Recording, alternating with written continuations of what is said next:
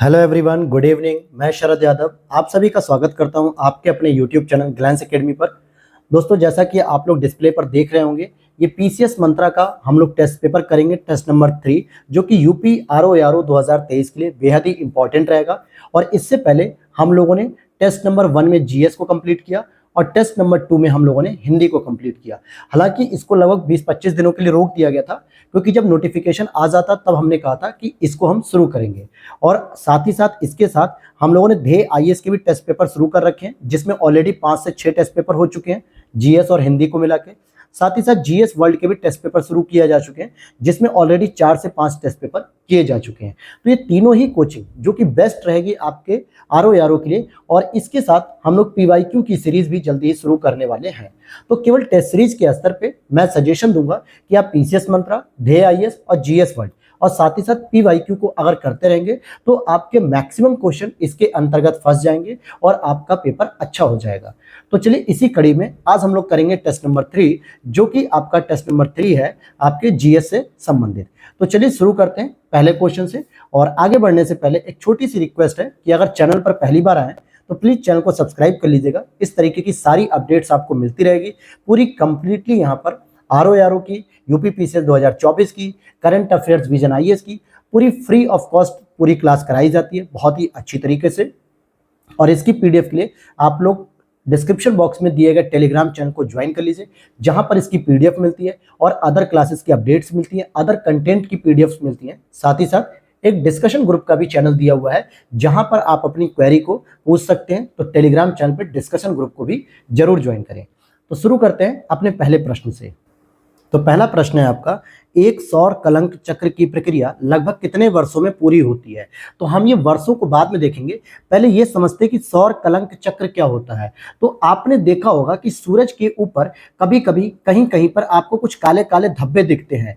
काले काले धब्बे क्या होते हैं दोस्तों? ये सब सूरज पे, क्योंकि यहाँ से जो सौर आग निकलती है, जिसको हम लोग सोलर फ्लेयर भी कहते हैं या सौर ज्वाला भी कह देते हैं, जब ये यहाँ से निकल जाती हैं तो ये वाला जो हिस्सा होता है ये ठंडा पड़ जाता है। और ठंडा पड़ के क्या होता है, ये काले हो जाते हैं, काले रंग के हो जाते हैं। तो इसी को हम सौर कलंक कहते हैं, यानी कि सूर्य पे एक कलंक अर्थात दाग लग गया। और ये क्यों होता है? जब सूर्य की जो ज्वाला होती है, जब वो बाहर निकल जाती तूफान के माध्यम से या हवाओं के माध्यम से, तो ये स्पेस खाली हो जाते हैं और ये पूरे सूर्य की अपेक्षा कुछ ठंडे प्रतीत होते हैं और इसी पे ये काले रंग के हो जाते हैं, जिनको हम सौर कलंक कहते हैं। और ये सामान्यतः 11 वर्षों पर, हर 11 वर्षों पर यह प्रक्रिया रिपीट होती है। तो 11 वर्ष लगभग लगते हैं। तो बी ऑप्शन यहां पर सही हो गया। देखिए, इसमें जो व्याख्या होगी वो आपको बहुत ही सिस्टमैटिक और बहुत ऑथेंटिक व्याख्या दी जाएगी, जिससे आपके प्रश्न गलत ना हो। और जो ऑप्शन बनने वाले होंगे अलग प्रश्नों के लिए, वो भी यहाँ पे डिस्कस किए जाएंगे।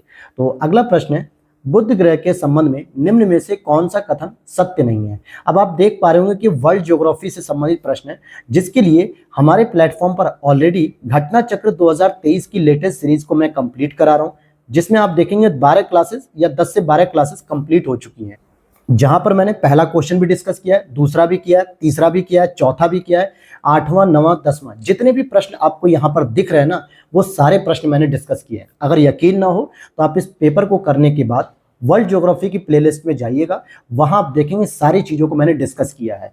तो देखिए कितना बेहतर तरीके से हम आपको डील कर रहे हैं, ताकि आपके आरओ के किसी भी प्रकार से प्रश्न गलत नहीं होने चाहिए। तो यहां पर पूछा जा रहा है बुध के बारे में कौन सा कथन सत्य नहीं है। देखिए, यह सौर मंडल का सबसे छोटा ग्रह है। तो आपको बताना है क्या यह सौर मंडल का सबसे छोटा ग्रह है? यह बात बिल्कुल सही है। यह पृथ्वी से निकटतम ग्रह है? तो ऐसा नहीं है। इसके लिए मैंने एक ट्रिक भी बताई थी कि बीएसपी, क्या ट्रिक बताई थी? बीएसपी, ये बीएसपी बहुजन समाजवादी पार्टी नहीं है, बल्कि बीएसपी में बीएसयू नहीं पाया जाता है। और यहाँ पे हो जाएगा आपका सन, यानी कि ये सूर्य हो गया। तो बी से हो गया आपका बुध, एस से हो गया शुक्र, पी से हो गया पृथ्वी और मे से हो गया मंगल। फिर यहाँ बी से हो जाएगा बृहस्पति, एस से शनि, यू से यूरेनस अर्थात अरुण, और नहीं मतलब नेपच्यून अर्थात वरुण। तो प्रश्न क्या कह रहा है? पृथ्वी से निकटतम ग्रह है? तो हम कहेंगे नहीं, क्योंकि पृथ्वी से निकटतम ग्रह 2 हैं, या तो मंगल आएगा या फिर शुक्र आएगा, लेकिन बुध नहीं आएगा। तो ये स्टेटमेंट हो गया आपका, क्योंकि ये सही नहीं है। यह सूर्य की परिक्रमा 88 दिनों में पूरी कर लेता है? बिल्कुल सही बात है, क्योंकि ये बुध सूर्य के बहुत नजदीक होता है, इसीलिए 88 दिनों में पूरी सूर्य की परिक्रमा कर लेता है।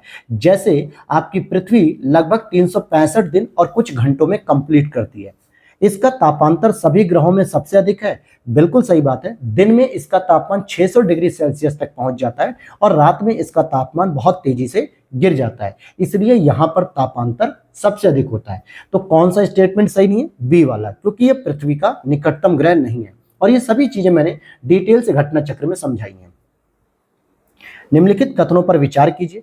उपसौर की स्थिति 3 जनवरी को होती है। इसमें पृथ्वी सूर्य के निकटतम स्थिति में होता है, ये बताना है आपको। तो बिल्कुल दोनों ही बातें सही हैं। उप का मतलब होता है ऊपर आ जाना। जैसे हम कभी कभी, मैंने एग्जाम्पल के तौर पे बताया कि कभी कभी हम ट्रैवल करते हैं, ट्रेन में करते हैं, रेलगाड़ी में या बसों में करते हैं या किसी जगह करते हैं, ऑटो वगैरह में, तो हम दूसरे व्यक्ति से क्या कहते हैं, यार थोड़ा दूर होके बैठो, बिल्कुल ऊपर मत चढ़े आओ। ऊपर चढ़ के आ जा रहे हो, इसका मतलब एकदम नजदीक आ जा रहे हो। तो उपसौर का मतलब हो गया ऊपर चढ़ के आ जाना, अर्थात पृथ्वी सूर्य के निकट आ जाती है। और ये स्थिति होती है 3 जनवरी को। लेकिन इसके विपरीत एक और स्थिति होती है जिसे हम अपसौर कहते हैं, जो होती है आपकी 4 जुलाई को। हालांकि यहाँ पे डेट में थोड़ा सा करेक्शन कर लीजिएगा, 3 या 4 जुलाई दोनों ही ऑप्शन आ जाते हैं कभी कभी। यहाँ पर सूर्य क्या होता है, पृथ्वी से बहुत दूर हो जाता है, तो ये अपसौर हो जाता है। लेकिन यहाँ उपसौर पूछा है, तो दोनों स्टेटमेंट यहाँ पर सही है। जिन बच्चों ने या जिन छात्रों ने या जिन एस्पिरेंट ने अगर घटना चक्र वर्ल्ड ज्योग्राफी की ये सीरीज की होगी मेरे साथ, तो उनके लिए सारे क्वेश्चन बहुत आसान रहे होंगे। ठीक है, बहुत आसान रहे होंगे, क्योंकि ये सभी प्रश्न हमने पढ़े हैं वहां पे। निम्नलिखित में से कौन सा देश मकर रेखा पर स्थित नहीं है? अब मकर रेखा के बारे में भी मैंने बताया था आपको। मकर रेखा क्या होती है? ग्लोब पर 0 डिग्री के दक्षिण में, यानी कि दक्षिणी गोलार्ध में जो 23.5 डिग्री की रेखा जाती है, उसे हम मकर रेखा कहते हैं। जिसमें मैंने आपको बताया था कि यहाँ पे अमेरिका जाएगा, साउथ अमेरिका, फिर यहाँ पे एक अफ्रीका महाद्वीप होगा, नीचे ऑस्ट्रेलिया का हिस्सा आता है। तो इन्हीं सबसे संबंधित जो भी देश हैं, इनके बारे में पूछा जा रहा है। तो अर्जेंटीना बिल्कुल सही है, ब्राजील पर आप होल्ड करिएगा, चिली बिल्कुल सही है, और सूडान पर होल्ड करिएगा। तो अब आप देखेंगे कि सूडान से होकर मकर रेखा नहीं जाती है, जबकि अर्जेंटीना, चिली, ब्राजील इन तीनों से ही होकर जाती है, और ये 23.5 डिग्री दक्षिणी अक्षांश होता है। निम्नलिखित में से कौन सी जल संधि अंतरराष्ट्रीय तिथि रेखा के समानांतर है? डोवर जल संधि, डेविस जल संधि, कुक जल संधि या बेरिंग जल संधि? तो सही आंसर हो जाएगा बेरिंग जल संधि। यह भी मैंने आपको पढ़ाया है, क्योंकि ये अलास्का और साइबेरिया के पार्ट को अलग करती है। जैसे अगर आप यहाँ पे कुछ इस तरीके से, मैंने एक अमेरिका का पार्ट बना दिया, नॉर्थ अमेरिका का, तो ये अलास्का वाला हिस्सा होता है, और यहाँ पे बेरिंग जल संधि होती है, और ये पीछे वाला जो हिस्सा होता है ये साइबेरिया का पार्ट होता है। तो साइबेरिया अर्थात रूस, और यहाँ पे नॉर्थ अमेरिका का अलास्का, इसके बीच में बेरिंग जल संधि जाती है, जो नीचे पैसिफिक ओशियन को ऊपर आर्कटिक ओशियन से कनेक्ट करती है, और यहीं से अंतरराष्ट्रीय तिथि रेखा यानी 180 डिग्री रेखा जाती है। कितनी जाती है? 180 डिग्री देशांतर रेखा गुजरती है। तो यही प्रश्न पूछा गया है। हालांकि आप सभी लोगों के लिए मैं एटलस की अब क्लास लेकर आने वाला हूं, जिस पर आप लोगों की टेलीग्राम पर बहुत अच्छी रेस्पॉन्स मिला कि सर आप टेलीग्राम पर देखेंगे कि वहां पर मैंने जब ये पूछा आप लोगों से, तो आप लोगों ने बहुत सारा सपोर्ट किया कि सर बिल्कुल कराइए।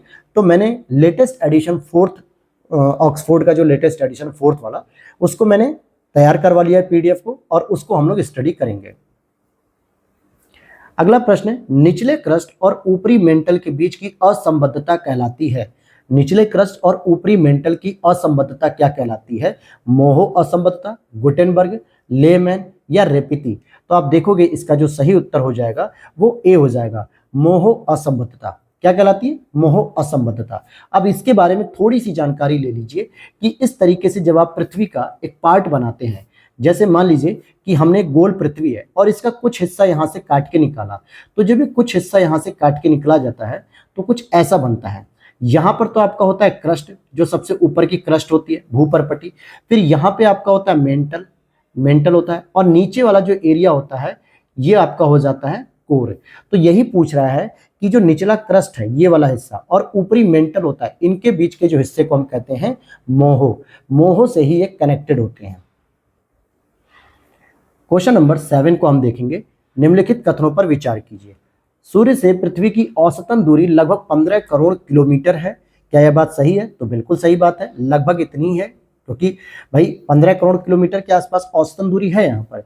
सूर्य से आने वाला प्रकाश पृथ्वी की सतह पर लगभग 8 मिनट में पहुंचता है, या 8 मिनट 16 सेकंड भी आपने पढ़ा होगा, तो यह भी सही है। चंद्रमा से आने वाला प्रकाश पृथ्वी तक लगभग 2.4 सेकंड में पहुंचता है, तो ये गलत है, क्योंकि चंद्रमा एक उपग्रह है और ग्रह या उपग्रह की यही परिभाषा होती है कि उनके अपने कोई प्रकाश नहीं होते, वो बल्कि तीसरे ग्रह अर्थात तीसरे तारे जिससे सूर्य से वो दोनों के ही दोनों प्रकाशित होते हैं। तो जो चंद्रमा है या फिर पृथ्वी नाम का जो ग्रह है, ये सभी सूर्य के प्रकाश से प्रकाशित हैं, इनका अपना कोई प्रकाश नहीं है। तो चंद्रमा से आने वाला कोई प्रकाश आता ही नहीं है पृथ्वी पे, तो फिर चाहे वो 2.4 सेकंड हो या कुछ भी हो, आता ही नहीं है कोई ऐसा प्रकाश। तो इसीलिए सही उत्तर हो जाएगा आपका पहला और दूसरा। लेकिन अब मैं यहाँ पे एक छोटी सी चीज और इन्फॉर्म कर दूं कि बहुत सारे स्टूडेंट ने माजिद हुसैन या खुल्लर की पुस्तक में पढ़ा भी होगा कि उस पुस्तक में क्या लिखा है कि चंद्रमा से आने वाला जो पृथ्वी पर प्रकाश पहुंचता है वो लगभग 1.2 सेकंड में पहुंचता है। तो अब देखिए, अगर बेसिकली कॉन्सेप्ट के हिसाब से चले तो ग्रह और उपग्रहों का अपना कोई प्रकाश नहीं होता है, तो वो दूसरे ग्रह पे कहाँ से प्रकाश दे देंगे भाई? खुद चंद्रमा और पृथ्वी सूर्य के प्रकाश पर निर्भर कर रहा है, तो चंद्रमा का प्रकाश कैसे पृथ्वी पर पहुंचेगा?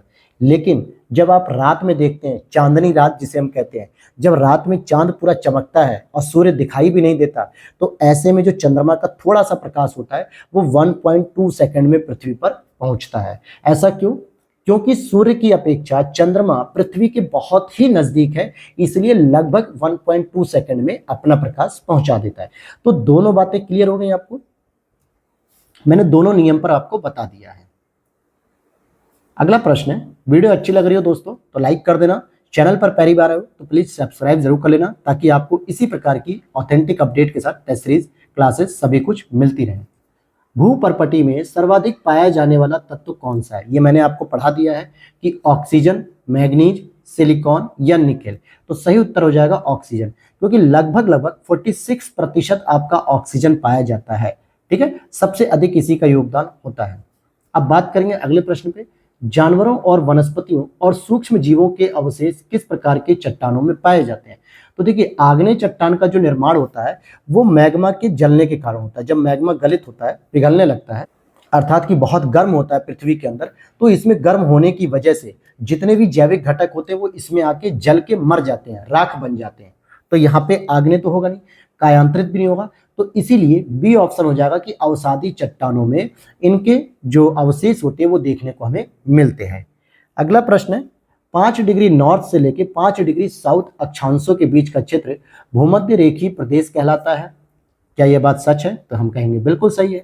जहां ग्लोब का सर्वाधिक तापमान पाया जाता है, तो क्या यहां पर ग्लोब का सर्वाधिक तापमान पाया जाता है? यहां सर्वाधिक वर्षा वाला क्षेत्र स्थित है, यह भी आपको बताना है। तो अब आप देखेंगे तो यहां पर आपको देखने को मिलेगा कि तीनों ही बातें सही हैं, लेकिन अब आप कहोगे सर इसका आंसर तो डी हो जाना चाहिए, लेकिन मैं कहूंगा कि केवल पहला स्टेटमेंट ही यहां पर सही होगा। क्यों? क्योंकि भूमध्य रेखीय प्रदेश में जो तापमान होता है वो बहुत अधिक तो होता है, लेकिन भूमि पर यानी कि सूर्यातप की मात्रा जो धरातल पर होती है वो बहुत कम प्राप्त होती है। क्यों? क्योंकि टेम्परेचर अधिक होने की वजह से यहाँ पर वर्षा बहुत अधिक हो जाती है, जिसकी वजह से धरातल पर जो है कि जो तापमान होता है वो बहुत कम हो जाता है, क्योंकि ठंडक बनी रहती है, और इसीलिए इसका ऑप्शन केवल एक हो जाएगा। अगले प्रश्न को देखते हैं, पार्थिव ऊष्मा की वायुमंडल से धरातलीय सतह को पुनः वापस करने वाली विकिरण की प्रक्रिया क्या कहलाती है? पार्थिव का मतलब क्या होता है? जो पृथ्वी, जो ग्रह है आपकी, जो पृथ्वी ग्रह है, यहां से जब जितनी भी ऊष्माएं होती हैं जब वो बाहर वायुमंडल में जाती है, लेकिन वायुमंडल से वापस ये लौट के आ जाती है और पृथ्वी के तापमान को बढ़ाने लगती है, तो ये प्रक्रिया आपकी ग्रीन हाउस गैस की उपस्थिति के कारण बनती है, जिसको हम लोग इनवर्स विकिरण कहते हैं, अर्थात प्रतिलोम विकिरण कहते हैं। क्योंकि विकिरण का मतलब होता है सीधे सीधे निकल जाना वायुमंडल और वायुमंडल से बाहर निकल जाना, लेकिन हरित ग्रह का जो प्रभाव होता है ग्रीन हाउस गैसों का, जिसकी वजह से ये क्या होती है, वापस लौट आती हैं और पृथ्वी के तापमान में लगातार वृद्धि कर रही हैं। इसीलिए हम कहते हैं कि ग्रीन हाउस गैस की वजह से ग्लोबल वार्मिंग बढ़ती जा रही है, तो इसको बी कहेंगे।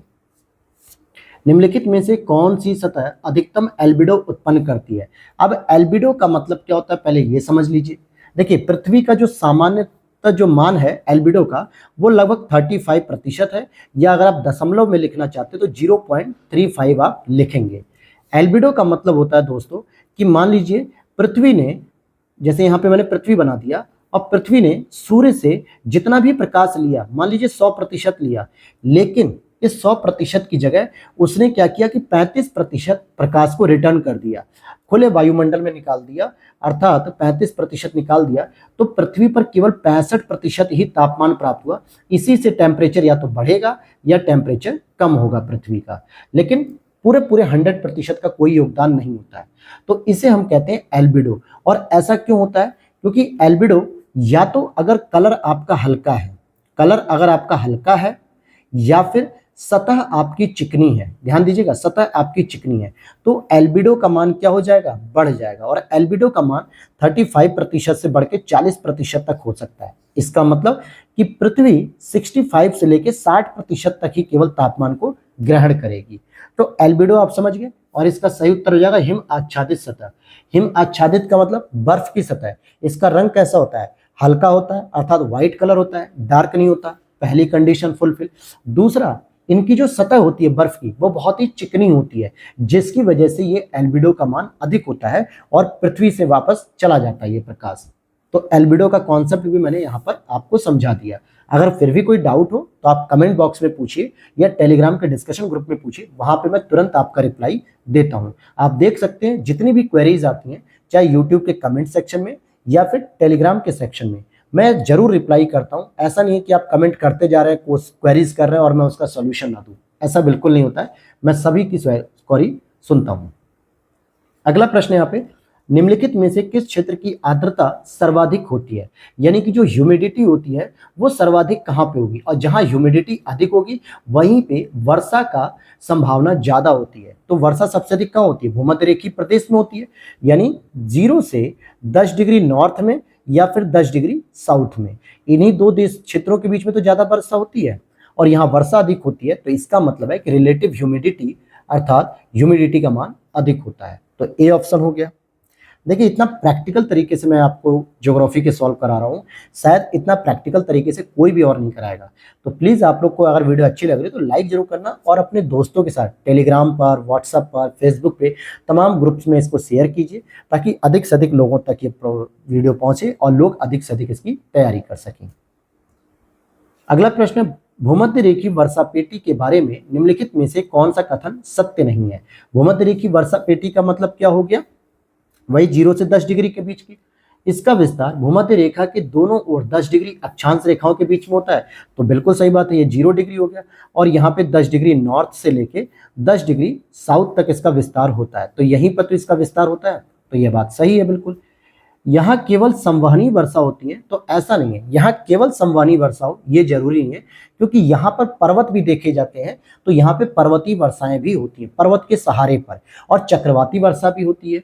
तो बी ऑप्शन यहाँ पर हो जाएगा। यही स्टेटमेंट गलत है।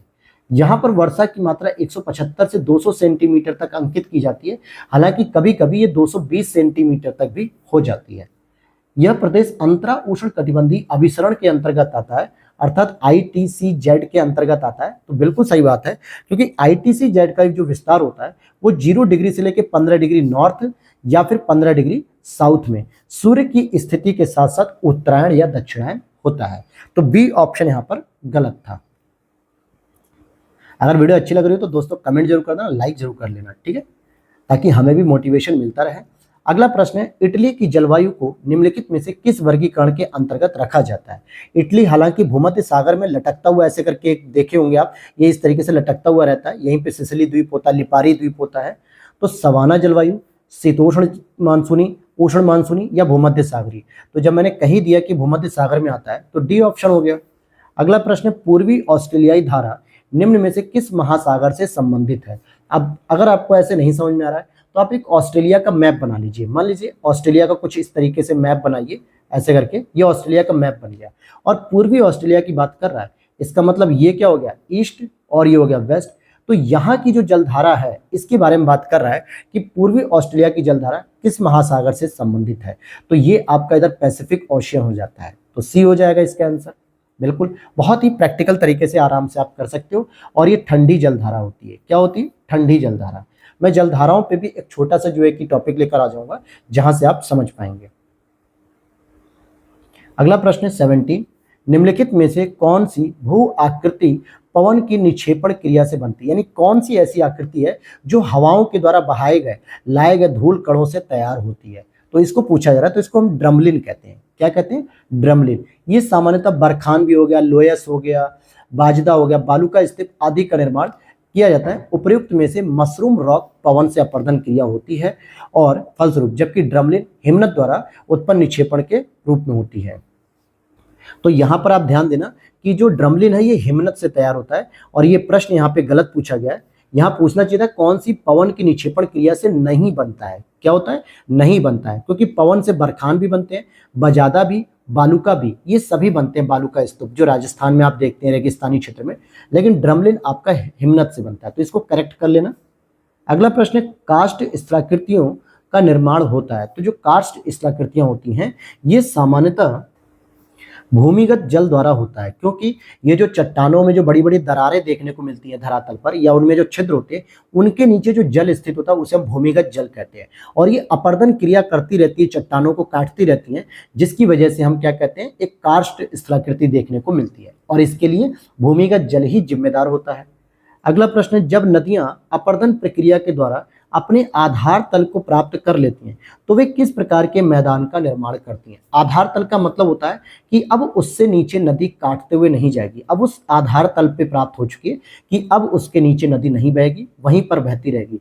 तो उसे हम संप्राय मैदान भी कहते हैं। क्या कहते हैं? उसको हम संप्राय मैदान कहते हैं। और इसका जो सबसे बढ़िया उदाहरण है वो मिसिसिपी बेसिन देखने को मिलेगा यूएसए में, या फिर भारत का अरावली क्षेत्र, इसमें जो है कि आपको देखने को मिल जाएगा। अगला प्रश्न है 20 नंबर, ज्वालामुखी के संबंध में निम्नलिखित कथनों पर विचार कीजिए।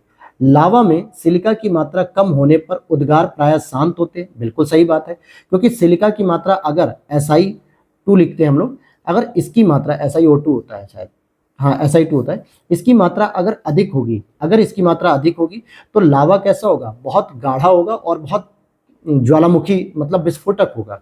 लेकिन अगर लावा में सिलिका की मात्रा कम है तो ये तरल पदार्थ में होगा, यानी शांत तरीके से होगा। हवाईयन तुल्य ज्वालामुखी सर्वाधिक विनाशकारी होते हैं। यह बात भी सही है, क्योंकि ये यूएसए के पार्ट में आता है। हवाईयन ज्वालामुखी में लावा की प्रकृति क्षारीय होती है। तो अब यहाँ पर देखोगे आपका पहला और तीसरा स्टेटमेंट सही है। जो हवाईयन तुल्य ज्वालामुखी, हालांकि ये भी विनाशकारी तो होते हैं, लेकिन इनसे भी ज्यादा जो विनाशकारी माने जाते हैं वो पीलियन तुल्य माने जाते हैं। कौन से माने जाते हैं? पीलियन तुल्य। तो इसलिए यहाँ पर बी ऑप्शन हटा दिया, अर्थात 1 और 3 ले लिया है सी ऑप्शन। अगला प्रश्न है यहाँ पर, निम्नलिखित में से कौन सा विश्व में सर्वाधिक ज्वालामुखी से प्रभावित क्षेत्र है? ऐसा कौन सा क्षेत्र है जहां पर सर्वाधिक ज्वालामुखी की घटनाएं देखने को मिलती हैं? तो परिप्रशांत महासागरीय मेखला, ये जो परिप्रशांत महासागरीय मेखला आपको देखने को मिलती है, यहीं पर सबसे अधिक ज्वालामुखी की घटना देखने को मिलती है, अर्थात पूरे विश्व की लगभग 2/3। और ये किस क्षेत्र की बात मैं कर रहा हूँ? जिसको हम लोग रिंग ऑफ फायर भी कहते हैं। क्या कहते हैं? Ring of fire. यानी यहाँ पर लगातार ज्वालामुखी का उद्भव होता रहता है, जैसे लगता है कि आग का गोला तैयार हो गया हो। तो 2/3 अर्थात 3 में से 2 ज्वालामुखी यहीं पर पाए जाते हैं। अगला प्रश्न है आपका, भूकंप आने से पूर्व वायुमंडल में निम्नलिखित में से किस गैस की मात्रा में वृद्धि होने लगती है या हो जाती है? तो रेडॉन की हो जाती है। तो रेडॉन की अगर अचानक से मात्रा बढ़ जाती है तो यह महसूस कर लिया जाता है कि भूकंप आने वाला है। निम्नलिखित कथनों पर विचार कीजिए। भूकंप की तीव्रता का जो मापन होता है, भूकंप की तीव्रता का जो मापन होता है वो रिक्टर स्केल पर किया जाता है। यह बात दोनों ही सही है, मतलब ये बात सही है। वह स्थान जहां पर भूकंप का अनुभव सबसे पहले किया गया उसे भूकंपीय केंद्र कहते हैं। ध्यान देना, भूकंपीय केंद्र कहते हैं, बिल्कुल सही बात है। और जहां से भूकंप उत्पन्न होता है ना, उसे भूकंप मूल कहते हैं, जिसको हम लोग फोकस कहते हैं। क्या कहते हैं? फोकस। तो दोनों ही बातें सही हैं, इसलिए 23 का सी हो जाएगा। अगला प्रश्न है, सुनामी मूल रूप से ज्वारीय तरंगें उत्पन्न होती हैं? क्या सुनामी मूल रूप से ज्वारीय तरंगें होती हैं? तो हम ये कहेंगे नहीं, क्योंकि समुद्री जितनी भी लहरें होती हैं, चाहे वो ज्वारीय हो, चाहे वो भाटा वाली तरंग हो, किसी प्रकार की लहरें हो, जो भी स्थल खंड की ओर समुद्र की लहरें बहुत तेजी से आती हैं, उन्हें हम सुनामी कहते हैं। और ये जो सुनामी है ये जापानी भाषा का शब्द है, तो उसका संबंध किसी ज्वारीय लहरों से नहीं होता है। सुनामी शब्द जापानी भाषा का शब्द है, ये बात सही है। तो दूसरा स्टेटमेंट सही हो गया। निम्नलिखित में से कौन सी उष्ण महासागरीय जलधारा है? अब उष्ण महासागर की जलधारा के बारे में बात पूछ रहा है, यानी कि जो गर्म जलधारा की बात पूछी जा रही है। तो आप देखेंगे कि गल्फ स्ट्रीम की जो जलधारा होती है ये गर्म जलधारा होती है, जबकि कनारी की जलधारा जो अफ्रीका महाद्वीप के पश्चिमी हिस्से में, अफ्रीका महाद्वीप का जो मॉरिटानिया वाला या अल्जीरिया वाला जो देश है या वेस्टर्न सहारा वाला, ये वाले क्षेत्रों में बहती है और ये ठंडी जलधारा होती है। क्यूराइल की जलधारा की बात करेंगे तो ये आपकी जो साइबेरिया वाला जो रसिया का पार्ट है प्रशांत महासागर में जापान के ऊपर, वहां पे बहती है। लैब्राडोर की जलधारा की बात करेंगे तो लैब्राडोर की जलधारा आपको ऊपर, जहां पे आपको ग्रीनलैंड और कनाडा वाला जो क्षेत्र देखने को मिलेगा, तो ग्रीनलैंड और कनाडा के बीच में से जो जलधारा बहती है उसे हम लैब्राडोर की जलधारा कहते हैं और ये भी ठंडी जलधारा है। तो डी ऑप्शन हो जाएगा। नेक्स्ट क्वेश्चन है, जानवरों और वनस्पतियों सूक्ष्म जीवों के अवशेष किस प्रकार की चट्टानों में पाए जाते हैं? ये रिपीटेड प्रश्न हो गया, तो अवसादी चट्टानों में पाए जाते हैं और इसके बारे में मैंने ऊपर ही व्याख्या कर दी। प्रवालों के समुचित विकास के लिए कितना औसत तापमान की आवश्यकता होती है? तो 20 से 25 डिग्री सेल्सियस के तापमान की आवश्यकता होती है। क्लियर है ये बात? तो ये सी हो जाएगा। अगले प्रश्न को चलते हैं, क्वेश्चन नंबर 28 को देखते हैं हम लोग।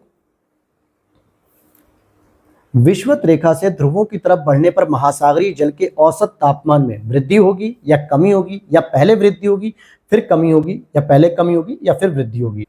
अब यहां पर कह रहा है कि 0 डिग्री से अगर आप धीरे धीरे करके ऊपर बढ़ते जा रहे हैं और ध्रुवों की ओर जा रहे हैं, यानी कि यहाँ पे 90 डिग्री पर आ रहे हैं, चाहे वो नॉर्थ में जा रहे हो या फिर आप 90 डिग्री के साउथ में, तो देखिए 0 डिग्री से लेके 23 डिग्री मतलब 23.5 डिग्री, जहाँ कर्क रेखा या फिर मकर रेखा दिखती, यहाँ पे तापमान तो सबसे अधिक देखने को मिलता है, लेकिन धीरे धीरे तापमान में ऊपर जाके ध्रुवों की ओर गिरावट देखने को मिलती है।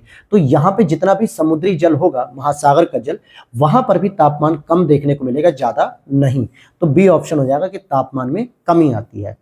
अगला प्रश्न, निम्नलिखित में से कौन से सर्वाधिक ऊंचाई पर पाए जाने वाले मेघ है? यानी सबसे ऊंचाई पर पाए जाने वाले जो मेघ होते हैं उन्हें हम पक्षाभ मेघ कहते हैं। क्या कहते हैं?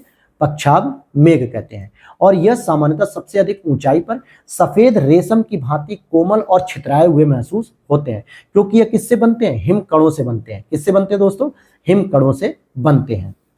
अगला प्रश्न, उत्तरी गोलार्ध में ध्रुवीय पवनों की दिशा क्या होती है? अब यहां पर एक प्रश्न ये पूछा जा रहा है, इस तरीके से मैंने आपको बना दिया, ये रहा आपका 90 डिग्री नॉर्थ पोल और ये रहा आपका 90 डिग्री साउथ पोल, लेकिन यहां पूछ रहा है उत्तरी गोलार्ध में, और ये रहा आपका 0 डिग्री।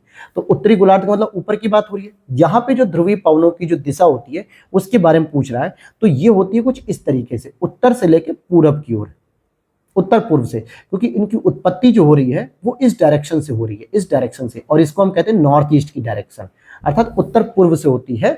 और किधर जाती है? उत्तर पूर्व से होते हुए दक्षिण पश्चिम की ओर, क्योंकि ये वाला जो एरिया होता है, ये वाला, ये दक्षिण पश्चिम का एरिया कहलाता है, इसलिए डी ऑप्शन यहां पर सही हो जाएगा। क्वेश्चन नंबर 31 को देखते हैं। यहां पर हम 31 को स्टडी करेंगे।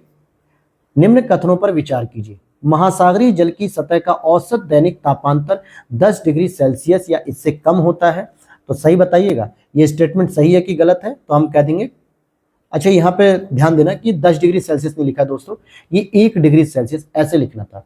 तो ये सही है कि या तो दैनिक तापांतर 1 डिग्री सेल्सियस होगा या इससे कम होगा। क्यों कह रहा हूं मैं? क्योंकि मान लीजिए दिन में अगर जल का तापमान मान लीजिए 27 डिग्री सेल्सियस है, तो रात में कितना होगा? बहुत होगा तो 25 डिग्री सेल्सियस होगा या फिर 26 डिग्री सेल्सियस। तो अंतर कितना आया? या तो 2 डिग्री का आएगा या फिर 1 डिग्री का आएगा, इससे ज्यादा अंतर नहीं आता है। तो ये बात सही है। सागरीय जल का उच्चतम वार्षिक तापमान जून में तथा न्यूनतम तापमान दिसंबर माह में अंकित किया जाता है। तो ये दोनों ही बातें गलत हो जाएंगी, क्योंकि अभी मैंने कहा कि जब तापमान में अंतर ही बहुत कम है तो फिर आपका जून और दिसंबर से कोई मतलब नहीं होता है।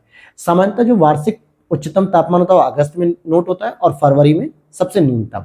तो इसलिए ए ऑप्शन यहाँ पर सही हो जाएगा, 31 का ए। अगले प्रश्न को देखते हैं। किस महासागर की औसत लवणता सर्वाधिक होती है? तो लवणता मतलब क्या होता है? सैलिनिटी की बात होती है। तो अटलांटिक महासागर की औसत लवणता सबसे अधिक होती है। तो डी ऑप्शन इज करेक्ट हो जाएगा। अगला प्रश्न है 33। महासागरीय जल की लवणता salinity of the ocean water से संबंधित निम्न कथनों पर विचार कीजिए। तो यहां पर हम देखेंगे पहला स्टेटमेंट, महासागरीय या सागरीय लवणता का मुख्य स्रोत पृथ्वी है। बिल्कुल बात सही है भाई, महासागर के आसपास जो पृथ्वी का क्षेत्र है वही तो लवणता पैदा करेगा, यह भी बात सही है।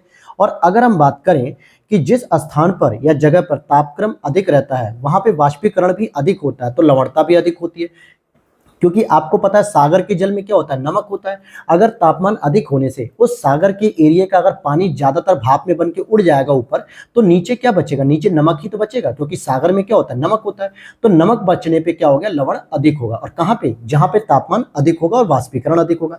नदियों के मुहाने वाले भाग में लवणता कम पाई जाती है, बिल्कुल सही बात है, क्योंकि तापमान के माध्यम से अगर सागर में जो है कि लवणता बढ़ाई जा रही है, तो नदियों के द्वारा जो ताजा जल लाया जाता है, फ्रेश वाटर, इसमें लवणता कम हो जाती है। तो तीनों ही बातें सही हैं, तो डी स्टेटमेंट यहां पर सही हो जाएगा। अगला प्रश्न है यहाँ पे 34 को देखते हैं। सूर्य की बाह्य सतह से निकलने वाली ऊर्जा को हम क्या कह देते हैं, तो उसे हम कहते हैं फोटोन। क्या कहते हैं, फोटोन निकलते हैं। अगला प्रश्न यहाँ पे 35, महासागरीय जल की वह सीमा क्षेत्र या परत जहां तापमान में तीव्र गिरावट आती है, उसे हम क्या कहते हैं, कि अचानक से बहुत तेजी से जो गिरावट आती है उसे हम थर्मोक्लाइन कहते हैं। क्या कहते हैं, थर्मोक्लाइन। अगला प्रश्न यहाँ पे 36, पृथ्वी के पृष्ठ पर प्राप्त होने वाली ऊर्जा का अधिकतम अंश किस रूप में आता है। भाई शॉर्ट वेव रेडिएशन के रूप में आता है या लॉन्ग वेव रेडिएशन के रूप में आता है। तो सूर्य से जो प्राप्त होती है ऊर्जा वो पृथ्वी पर आती है और उसे हम शॉर्ट वेव कहते हैं, लॉन्ग वेव कहते हैं। तो शॉर्ट वेव रेडिएशन यानी लघु तरंग दैर्घ्य के रूप में आता है। लेकिन जब पृथ्वी से वायुमंडल की ओर जाता है, यानी पृथ्वी जब उसे रिलीज करती है, तो उसे हम लॉन्ग वेव रेडिएशन कहते हैं। लेकिन यहां पूछ रहा है पृथ्वी के पृष्ठ पर प्राप्त होने वाली, अर्थात पृथ्वी के पृष्ठ पर आने वाली, तो उसे हम शॉर्ट वेव रेडिएशन कहते हैं। निम्नलिखित में से कौन सा कथन असत्य है, 37 को हम चेक करेंगे। तो आप देखेंगे महासागरों का उच्चतम तापमान सदैव उनकी सतह, ऊपरी सतहों पर होता है, बिल्कुल सही बात है। आप नदी में देखोगे, ठंडी के मौसम में जाओ या गर्मी के मौसम में जाओ, तो आप नदियों में या महासागर में आप देखोगे ऊपर की सतह तो बहुत ठंडी या बहुत गर्म होगी। लेकिन जैसे जैसे आप नीचे की सतह पर जाओगे तो आप देखोगे कि वहां पे तापमान नॉर्मल है, नेचुरल है। सामान्यतः गहराई के साथ साथ तापमान में कमी होने लगती है, बिल्कुल सही बात है, क्योंकि पानी की गहरी वाली परतों में सूर्य का प्रकाश कम पहुंचता है, इसलिए वहां पे तापमान कम होता है। सामान्य रूप में सागरीय लवणता को प्रति 1000 ग्राम जल में स्थित लवण की मात्रा 0% के रूप में नापा जाता है। यह बात भी सही है।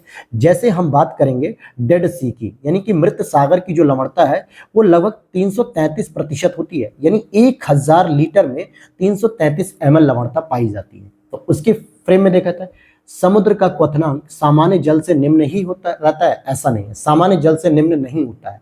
यही बात यहाँ पर गलत हो जाएगी, 37 का डी। अगला प्रश्न है, ग्लोब पर वायुदाब की कुल कितनी पेटियां हैं? 7 पेटियां होती हैं। कितनी होती है? 7 पेटियां होती हैं। नेक्स्ट क्वेश्चन है 39, निम्न में से कौन सा कथन असत्य है? फेरल ने हवाओं की दिशा संबंधी अपने मत का प्रतिपादन कोरियलिस बल के आधार पर किया था। जिस दिशा में हवाएं प्रायः वर्ष भर चलती हैं उन्हें हम स्थायी हवा कहते हैं, स्थायी पवन कहते हैं। पवनें उच्च वायुदाब क्षेत्रों से निम्न वायुदाब यानी कि हाई प्रेशर से लो प्रेशर की ओर जाती हैं। फेरल के नियम के अनुसार धरातल पर स्वतंत्र रूप से चलने वाली सभी हवाएं पृथ्वी की गति के कारण उत्तरी गोलार्ध में बाईं ओर तथा दक्षिणी गोलार्ध में दाहिनी ओर मुड़ जाती हैं। ये बातें गलत हैं। डी ऑप्शन यहाँ पर सही माना जाएगा कि ये गलत स्टेटमेंट दे रहा है, क्योंकि 0 डिग्री की अगर आप बात करें तो यहाँ कह रहा है कि धरातल पर स्वतंत्र रूप से चलने वाली जो हवाएं होती हैं वो पृथ्वी की गति के कारण उत्तरी गोलार्ध में बाईं ओर नहीं बल्कि दाहिनी ओर मुड़ती है। किधर मुड़ती है? दाहिनी ओर। जबकि दक्षिणी गोलार्ध में अपने बाईं ओर मुड़ जाती हैं। ठीक है, जबकि यहाँ पे स्टेटमेंट उल्टा लिखा था। तो 39 का डी हो गया। अगला प्रश्न है, किन हवाओं के कारण तटीय भागों की जलवायु पर समकारी प्रभाव होता है? किन हवाओं के कारण? स्थलीय समीर के कारण होता है। अगला प्रश्न सुमेलित नहीं है, यहाँ पे पवने दिया और यहाँ क्षेत्र दिया, तो उनके नाम के अनुसार है। सिराको गिनी में चलती है, विली विली ऑस्ट्रेलिया में, फॉन स्विट्जरलैंड में, ब्लिजर्ड कनाडा में। तो आप देखो कि बी सी डी तो सही है, लेकिन ए गलत है, क्योंकि सिराको आपके जो गिनी क्षेत्र है यहाँ पर नहीं चलती है, बल्कि कहाँ पर चलती है? ये मुख्य रूप से जो सिसिली वाला क्षेत्र होता है, इटली वाले क्षेत्र से होते हुए उत्तरी अफ्रीका के क्षेत्र सहारा मरुस्थल में आती है और यहाँ पर इसको सिराको कहते हैं, न कि ये गिनी वाले क्षेत्र में नहीं होती है।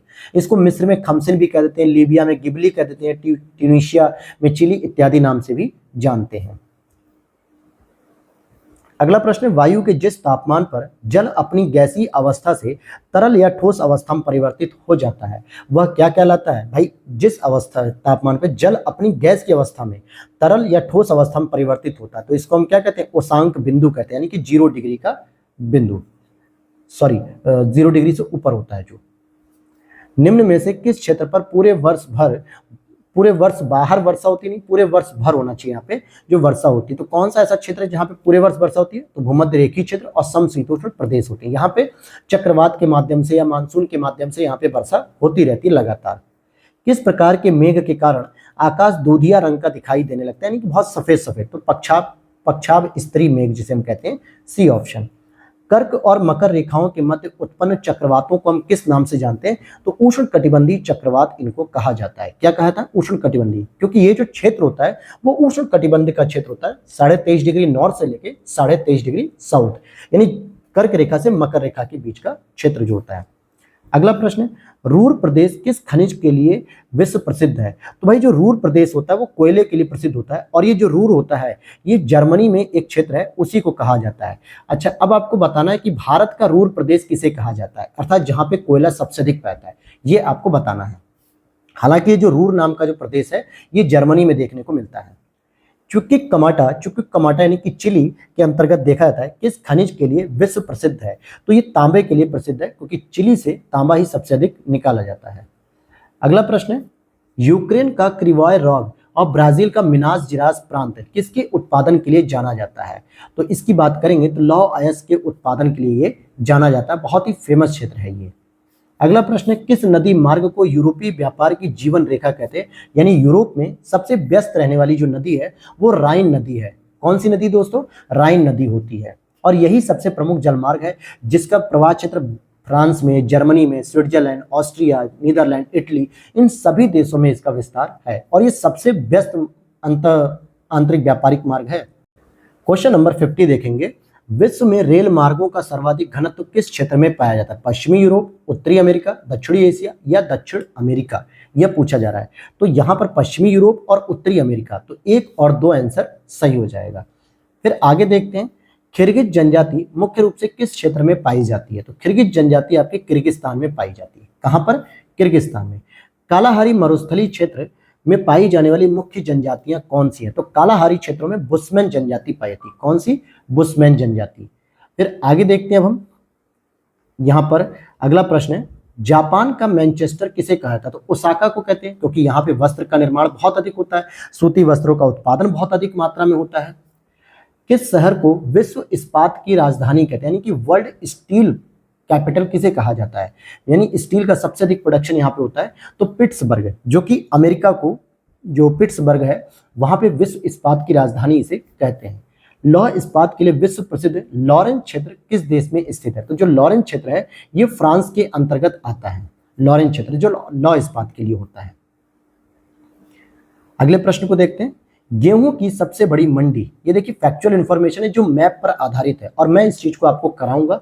गेहूं की सबसे बड़ी मंडी किस देश में स्थित है? तो ये संयुक्त राज्य अमेरिका में स्थित है। ठीक है, संयुक्त राज्य अमेरिका का जो सैन फ्रांसिस्को सिलिकॉन वैली वाला जो क्षेत्र है यहां पर ये देखा जाता है। सॉरी, यहां पर थोड़ा सा मिस्टेक हो गया है, शिकागो होगा दोस्तों, सैन फ्रांसिस्को नहीं। सैन फ्रांसिस्को तो नेक्स्ट प्रश्न का उत्तर था, यहाँ पे शिकागो होगा, अर्थात संयुक्त राज्य अमेरिका। और अगला प्रश्न है, संयुक्त राज्य अमेरिका का सिलिकॉन वैली किसे कहते हैं? तो सैन फ्रांसिस्को में स्थित है ये। फिर अगला प्रश्न है, विश्व का लगभग 90% चावल किस क्षेत्र में होता है? तो जो 90% चावल है ये दक्षिण पूर्वी एशिया में, क्योंकि एशिया में ही चावल की सबसे पहले उत्पत्ति हुई थी और यहाँ पर चावल सबसे अधिक होता है। इसीलिए फिलीपींस में राष्ट्रीय चावल अनुसंधान संस्थान कटक में, मतलब अंतर्राष्ट्रीय जो चावल अनुसंधान है वो फिलीपींस में, और राष्ट्रीय लेवल का कटक उड़ीसा में स्थित है।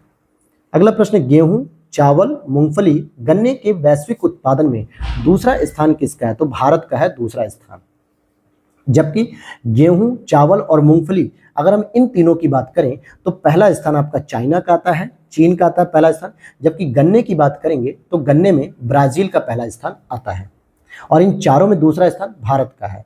अगला प्रश्न है यहाँ पे क्वेश्चन नंबर 60, यह मृदा अधिक तापमान व कम वर्षा वाले क्षेत्रों में होती है तथा इसमें ह्यूमस की मात्रा कम, प्रकृति में क्षारीय मृदा होती है, ये कौन सी प्रकार की मृदा कहलाती है? तो यही पूछा जा रहा है। तो इसको मरुस्थलीय मृदा कहते हैं, क्योंकि यहाँ पे तापमान बहुत अधिक होता है, वर्षा बहुत कम होती है और ह्यूमस होता नहीं है, और ये क्षारीय मृदा होती है।